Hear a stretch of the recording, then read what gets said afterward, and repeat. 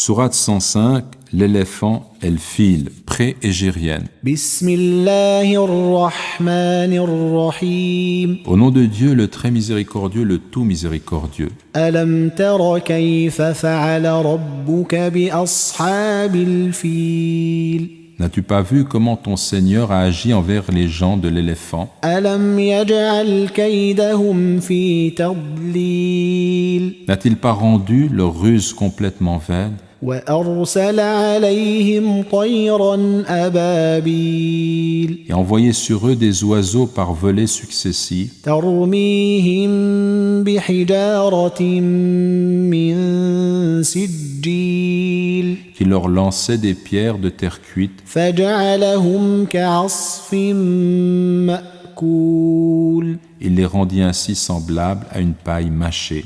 Commentaire sans des expressions et explications. N'as-tu pas vu avec les yeux du cœur? Car le prophète sallallahu alayhi wa sallam n'a pas été témoin de cet événement survenu l'année de sa naissance. Ou bien le verbe voir prend ici le sens de savoir, connaître. Ne sais-tu pas comment? Selon une interprétation donnée par Al-Qurtubi, l'expression n'as-tu pas vu renvoie au fait qu'il restait encore à la Mecque des témoins oculaires de l'événement. Comment ton Seigneur a agi avec les gens de l'éléphant? N'a-t-il pas rendu leur ruse complètement vaine? Cette sourate nous ramène à un événement historique connu des Arabes. Le gouverneur du Yémen, Abraha el-Ashram, qui était de confession chrétienne et agissait sous les ordres du roi d'Abyssinie, avait fait construire une vaste église à Sanaa et avait invité les Arabes à s'y rendre en pèlerinage et se détourner de la Mecque. Irrité, un Arabe pénétra dans cette église et la souilla, ce qui décida Abraha à se diriger vers la Mecque à la tête d'une armée avec la ferme intention d'y détruire la Kaaba, la maison sacrée. Pour marquer sa détermination et dissuader les Arabes, Abraha se servit d'un immense éléphant qui accompagnait ses troupes. En route, les hommes d'Abraha prirent comme butin 200 chameaux qui appartenaient à Abd el-Muttalib ibn Hashim, le grand-père du prophète sallallahu alayhi wa sallam et le principal dirigeant de la Mecque. Il rencontra Abraha et lui demanda de lui restituer ses chameaux.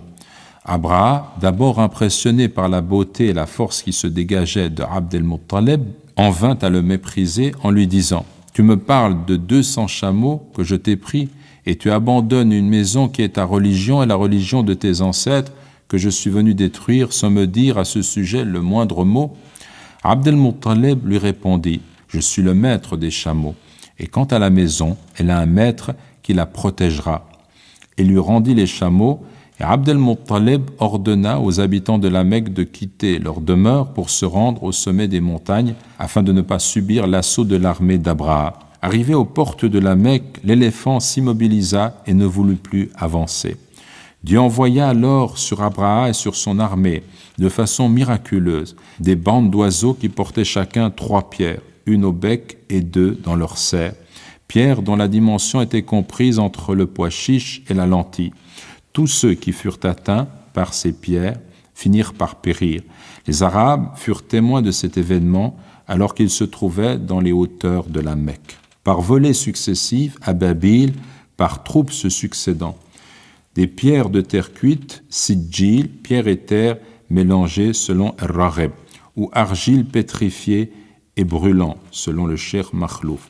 Ibn Abbas, que Dieu soit satisfait de lui et de son père, a dit « Lorsque l'une de ces pierres tombait sur l'un d'entre eux, sa peau se couvrait d'ampoules et ce fut la première apparition chez les Arabes de la petite vérole. » Certains commentaires indiquent que ces pierres étaient formées à partir d'une terre cuite au feu de la Géhenne, selon Al-Qurtubi. Semblable à une paille mâchée, asf, restent des céréales, la pelure et l'enveloppe du blé. Ma'koul, ce qui a été mâché et mangé.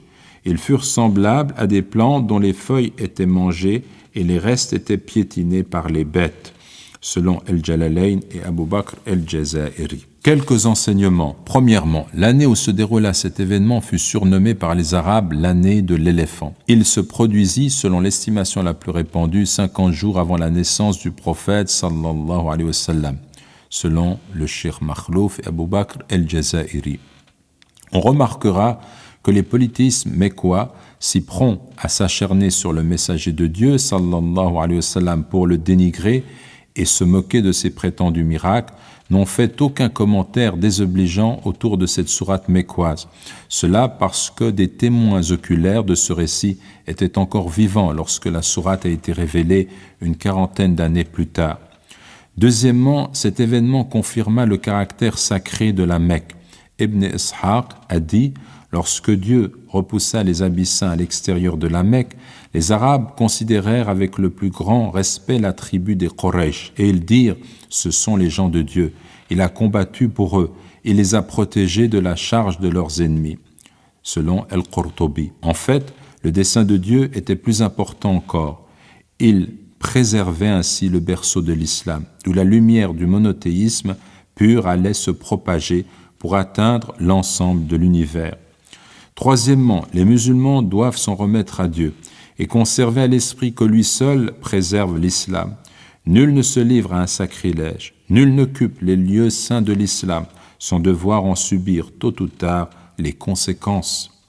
Quatrièmement, Sayyid Qutb cite dans son commentaire l'interprétation de cette sourate que donne le grand imam Muhammad Abdu, qui affirme, je cite, « Il t'est donc permis de penser que ces êtres volants, tayr, appartenaient à une espèce de moustique ou de mouche porteur de microbes à l'origine de diverses pathologies. » Ce qui entraîne l'imam Abdu à souligner que Dieu a mis en déroute un éléphant en se servant d'un animal invisible à l'œil nu. Il appuie cette interprétation par le fait qu'il a été rapporté que les soldats touchés par ces pierres furent atteints de la petite vérole. En fait, Sayyid Qutb, après avoir rappelé que Muhammad Abdu en son temps s'exprimait dans le cadre de l'élan rationaliste qui cherchait à donner une explication scientifique à certains énoncés du Coran, avance à juste titre qu'il n'est pas nécessaire de remettre en cause le caractère miraculeux de ce récit. Le lever et le coucher du soleil chaque jour, comme la naissance d'un enfant à chaque instant, constituent des miracles auxquels l'homme s'est habitué, explique-t-il. Il en est d'autres qui dépassent son entendement, mais qui ne présentent aucune difficulté pour le Créateur. Or, le contexte de ce récit montre bien qu'il s'agit d'un événement extraordinaire, destiné à frapper les esprits.